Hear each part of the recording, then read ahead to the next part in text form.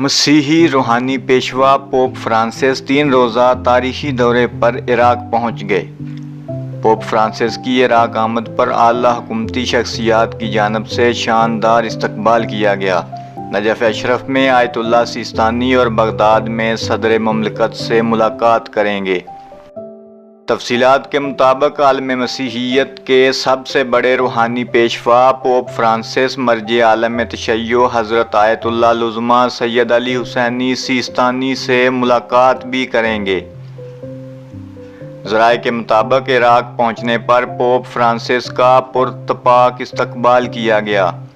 عراقی حکومت کے اعلیٰ عہدیداروں نے انہیں ایئرپورٹ پر خوش آمدید کہا۔ پوپ فرانسس کی عراق آمد پر سیکیورٹی کے سخت انتظامات کیے گئے۔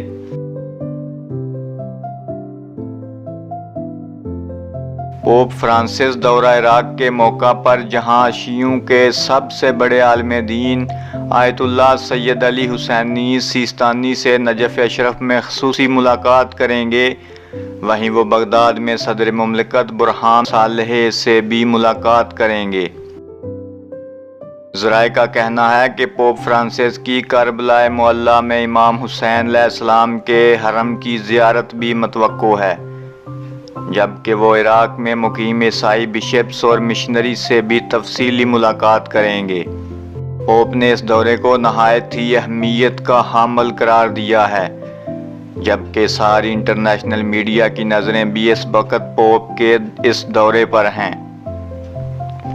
جبکہ انٹرنیشنل میڈیا کی نظریں بھی اس وقت پوپ کے اس تاریخی دورے پر ہیں۔